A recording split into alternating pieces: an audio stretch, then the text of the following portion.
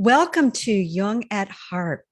I'm Kathleen Wiley, a Jungian psychoanalyst in North Carolina, and I am here with Deborah Henson-Conant, a Grammy-nominated composer, artist, harpist, and overall great. Welcome to Deep Person. We are gather every week for an ongoing conversation that looks at the intersection of psychology, music, life, and whatever else comes up between us. And it is a conversation. We gather not with answers, but with a question that we want to explore together. And we love sharing this conversation with you and have you joining in and comments afterwards. So today we are going to be talking about the freeing intrusion, what breaks the spell of the cage. And this is part of our ongoing series of Jung at Heart meets the Golden Cage. Deborah, would you like to speak from here? Sure, I would just like to say, you're a Jungian psychoanalyst, I'm a composer and a performer, and we both play the harp, so we call this Jung at Harp. And we're talking right now about a show that I started writing many, many years ago, and it's just now coming to fruition. It was in New York in April, and it's coming out on the streaming musical network as a video, as kind of like a movie, in December. And we're looking at the themes of this show because it is about a bird person who has been searching his whole life to find this ultimate security, which is this golden cage, this mythical golden cage. And when he finds it, it's everything he ever dreamt of, except for one thing, that there is this grumpy diva inside who says that the cage is a prison. So there's a spell, there seems to be a spell of this cage, the spell that Boris is looking for it, has always been looking for it, and that Althea is trapped inside it. And there are many different parts of the show, but we wanted to look today at what, she's been, and the genders, they're just arbitrary. It just so happens that she's a she and he's a he. They originally started just as character A and character B that were sort of two parts of my mind. And so the question that we wanted to look at today is when we are stuck in something, whether we are stuck in being sequestered in an idea or stuck in an idea like Althea is, or whether we are stuck in a quest, because Boris is stuck in a quest. He's been all over the world. He can't stop and do anything wonderful because he is always looking for this cage his entire life. And as far as we know, she has been stuck in this cage her entire life. And yet something happens on this day that makes it possible for him to discover the thing he's been questing and for some kind of disruption to come in that might change the fact, and certainly does change the fact, that she is living in complete isolation. What is it?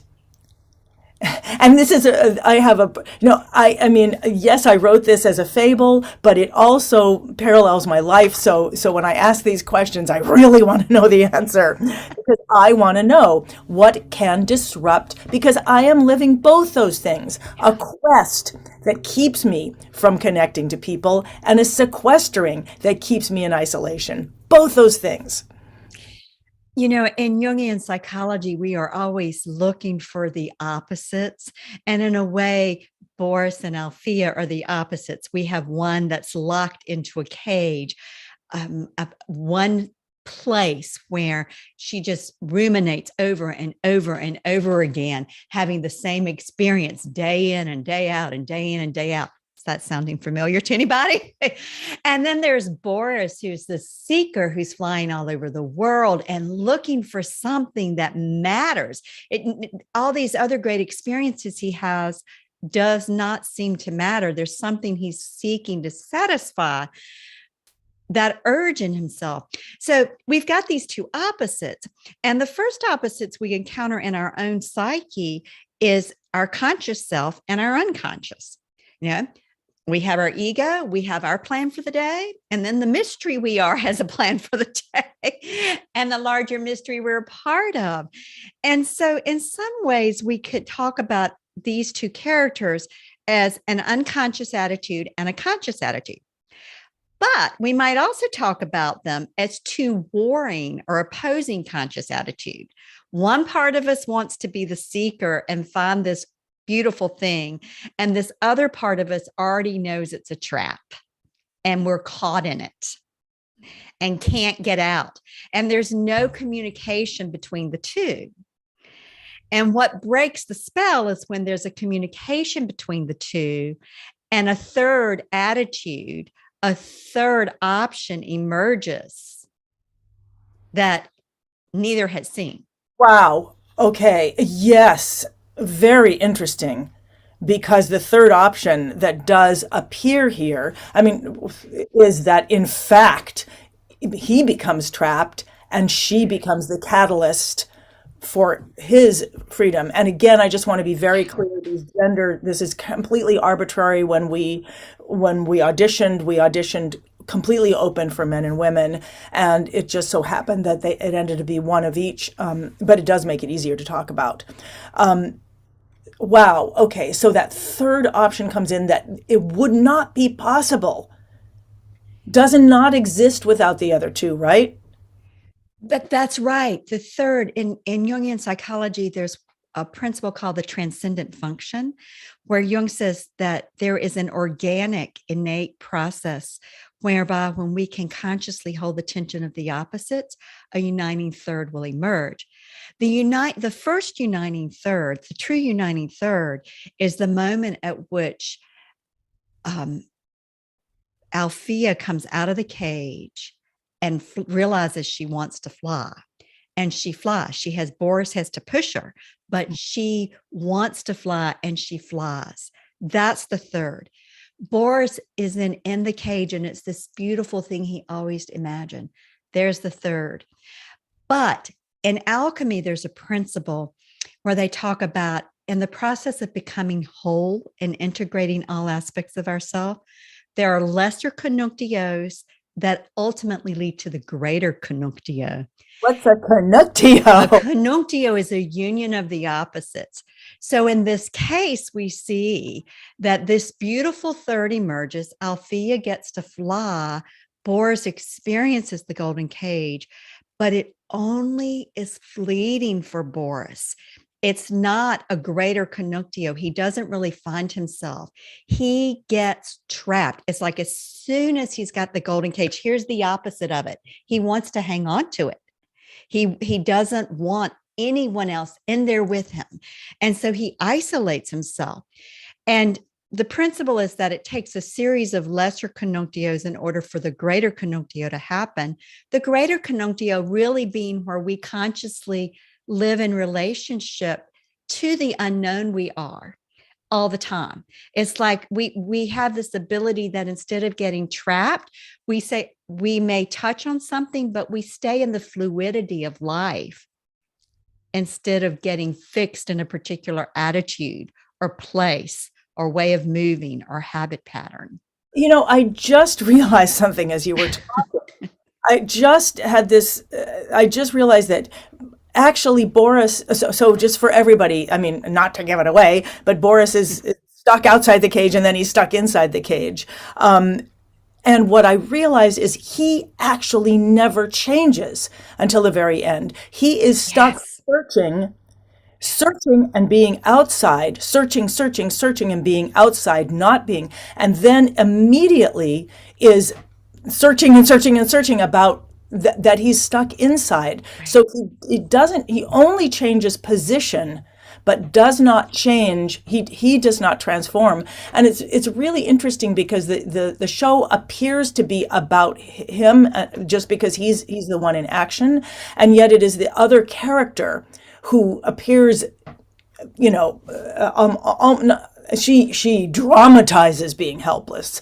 She's like so helpless she can't handle it, but who actually becomes the catalyst for them both to be free, both being both sides of me or whatever.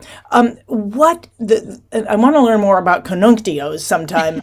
A whole other thing, because I honestly don't believe that even existed, and I think you made it up today. I know that's not true, but in my brain, that's what happened. But The question we were asking today is what the freeing intrusion, what Mhm. on that day. So in our lives or in my life, when I am both stuck in the quest and stuck in hiding, so stuck in the free, stuck in being so free that I'm not connecting and stuck in holding on to security. And one day something happens. Mhm. Did I do something to allow that?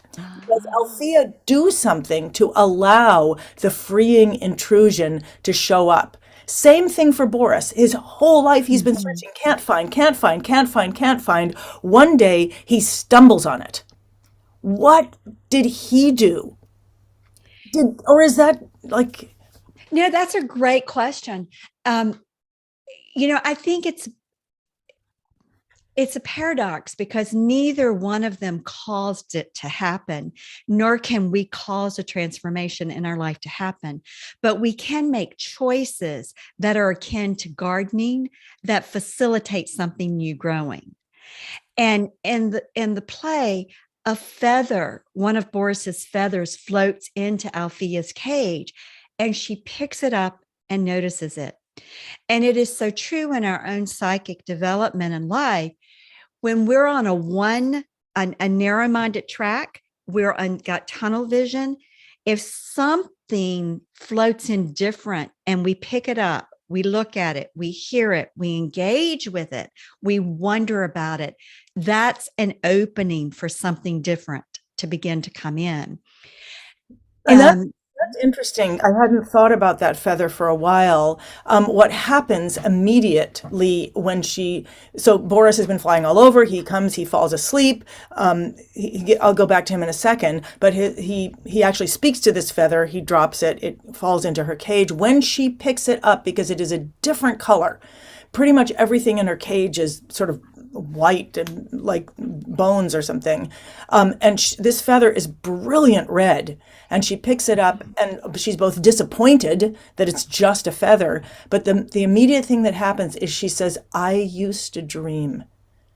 I mhm, dreamt of flying on a starlit night. I used to dream. I dreamt, but now I only dream of dreaming. I dream that I dream of dreaming, and that's gone. But it has sparked a moment for her of memory or of even thinking there might be a memory.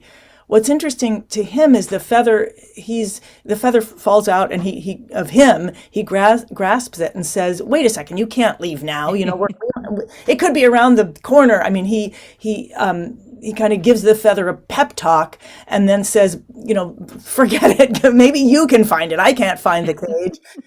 I believe that's still in the show. I might have cut it, but it's basically, go ahead, see, maybe you can find it. I mhm, can't. mhm. And if that's not in the play anymore, it should be. But anyway, Well, whether it's in the play or not, it's in our play in the moment. right. And it's a beautiful example that our ego has to sometimes realize the ego can't do it. Yes, we can seek, we can look, we can gain knowledge, we can study, but true transformation and the living of our heart's desire has a quality of mystery about it. There is something in the religious traditions, they often talk about it as an act of grace. It's a gift from the mystery. And in a way, that moment where Boris talks to the feather and says, maybe you can find it, he's right. He is, in a way, he's beginning to say, I can't figure this out. And I've got to follow a non rational, non conscious, non logical, intuitive movement, because feathers are not rational, they're not logical. They just kind of meander and float. And the red is a the rubedo in alchemy is in classical philosophical alchemy. There are three stages of transformation: the negredo, which is being caught in the blackness or darkness where Althea is; The albedo, where things get purified and whitened up, it's kind of the desire just kind of goes away, the white bones of the cage. And then the rubedo, where life, the blood, the passion start to come back. So that red feather actually awakens and begins in Althea the process of her own life force, her own blood, her passions, the blood of her passions and desires reawakening. She says, I used to dream. Right. And it reconnects her with something of her own aliveness. And that is part of the process we all go through many times in our life if we're fortunate enough to really live while we're alive. Yeah, and I'm just three other new words you just made for one of the things that I think that's interesting. So we're saying that, so going to her experience, she's she just always talks about, I'm alone, I'm alone. How did I get here? I'm in prison, whatever. I'm a prisoner of fate. And somebody shows up. And the first thing she does is to go to battle with it. I mean, literally take down her sword and nearly skewer him with it. And, the first thing they do is fight, resist. Or the first thing she does is fight and resist. Think about how often we do that in ourselves when a new idea comes up or something in us wants to change up our habit pattern. And all of a sudden we object, we pull our sword out, to say why that won't work. And we stay caught in our inertia of what always has been. So, if we're breaking it apart, though, the first thing she does is her passions start to reawaken. Then the old defenses of paranoia and fight kick in. But there's a moment before that I think is really powerful. And for us, in terms of how do we go about changing in our life, is we have to stay connected to that moment the passions reawaken. I used to dream. I used to dream. And, it's interesting because the question I wanted to ask this morning was, what is the freeing intrusion? Mm-hmm. I had forgotten that it was the feather. So, and for anybody who hasn't seen the show, you will have a chance to see the show, depending on when you're hearing this, because the show will be released through the Streaming Musicals Network in December of 2022. So if you are go to goldencagemusical.com where you can sign up to be on the mailing list for this, to hear about it, to be on the first, and you can, to be on the first to know list, just go to goldencagemusical.com. There'll be a link there to get on the first to know, and it'll also take you kind of backstage where you can get a glimpse of some of the show even now. But what I hadn't connected, I get that I wrote the show, but I also wrote it in a sense following a dream. I mean, it wasn't a specific dream. And at the very end, when they discover what the spell of the cage is, that it's when you lock yourself inside, and that it's when someone reaches in and you reach back, that is what breaks the spell.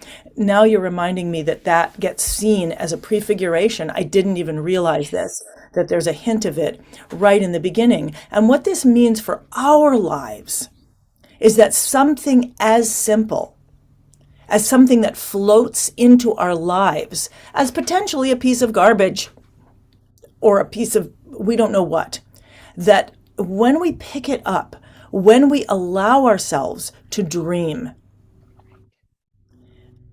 that is us reaching back. Life is constant. What I'm hearing now is life is constantly reaching to us. We are probably constantly thinking it's garbage or not knowing what it is. But when we pick it up, when we connect, when we reach back to it, when we open it for what the possibility is, that is the freeing intrusion. Yes. I mean, the intrusion is anything that comes to us unbidden that disrupts our one-sided attitude. The feather for Althea unlocks it. It intrudes on her one-sided attitude of despair and prison, and it it intrudes on that. So the intrusion is anything that comes that disrupts our one-sided attitude, our conscious stance. And that can come from the outside through someone offering us something unbidden, or through something that happens across our path, or it can come from the inside through a dream, a literal sleep dream, or through a desire that perks up. Something we've always wanted to do, but we never did. I mean, like my playing the harp, I wasn't sitting around thinking I wanted to play the harp. And 11 years ago, when my now husband John and I got together, and he said, "What instrument do you want to play?" I said, "Harp." It just was there. It was like, whoa, the question was like the feather that woke something up in me. And I can track that back to an experience I had of seeing a harpist play in a restaurant 20 or 30 years prior, and how struck I was. And I can see the visual and feel that in my mind's eye today. And that had been in me, but it was buried underneath everything else. Like Althea had all these dreams buried underneath. But John's question was the feather that brought it up. And then fortunately, I didn't fight with it, and he was my Boris, and I found a way.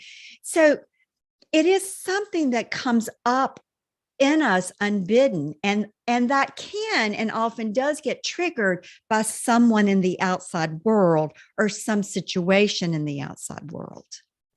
I'm really taken that for you and for me, a question Yes. was the thing that opened it up. So for the audience, the question that started this whole show was the question at 19, is my life going to be a life of security? Am I going to be looking for security, or am I looking for freedom? What am I looking for? And then immediately, just because my language is the language of musical theater, it became a story to tell myself and to explore. And that question for you became an opportunity Yes. for an instrument. So we have just like a couple more minutes. How can people look for those questions? What will make them know? Or, I mean, I guess how do we encourage, maybe it's not possible to look for the intrusion, but maybe it's possible to be more open to it. Like, I just want to say that when Althea starts the show, she's looking at a journal that every day she just says, today, just today, today, today. She can't even remember anything in the past. And the minute the feather comes in, it allows her to remember something in the past that she loved. And John's question to you allowed you to connect with something in the past that you loved, that offered a possibility of freedom and self-expression. Yes. Yes. And Yes. So I think what I would say is conscious awareness is everything. Our ability to be self-reflective and observe our own responses. And I think how do we look for the questions is we have to be aware. And so cultivating awareness, and my embodiment practices are to help that, because a lot of people don't know what's going on inside of their bodies or their minds. The second thing I think that it's more important to track than the question is to track that moment of aliveness, that moment of that redness of the passion or the desire, where there's this little bit of flicker. Because what's carried me learning the harp as an adult, and someone who has a very full professional life, so I don't have nearly as much time as I want, but I've stuck with it because that redness of my own desire and the passion and the felt sense that I can tap into, that started in that moment of seeing that harpist in the restaurant, is what carries me. It's like the fire that warms me to movement. So paying attention to where you feel that, not think it, but feel it. And that's the important difference. And this is what all of the psychoanalytic traditions know, regardless of the flavor, whether it's Jungian or Reichian or whatever, is that it is our passions and our desires that are our motive power. That's what moves us to action. Well, that's beautiful. And what I'm hearing is the impulse, which happens to be the first string of the strings of passion, which is a Yes. whole other conversation. But I see that that is where creative expression and freedom begins, with actually being able to experience and allow ourselves to experience that, even without Yes. doing anything about it, but allowing ourselves to experience it. Yes, So, that's a beautiful connection. I'm so glad you made that connection because we often experience our passions as an impulse. right. Yeah. Yeah, that's a whole, that's a lot to think about in a beautiful way. Kathleen, I know we need to end now. And as always, I feel like we end these conversations on a like, wow, I can't wait for the next one we're going to talk about. Thank you, everyone who's joining us. Again, you can go to goldencagemusical.com or hipharp.com to connect with me. That's hip as in cool, harp as in the instrument. And Kathleen, where can people connect with you? You can connect with me at innerdivinespirit.com. Inner, Inner. Okay, great. Thank you. Thank you for joining us. And thank you, Kathleen.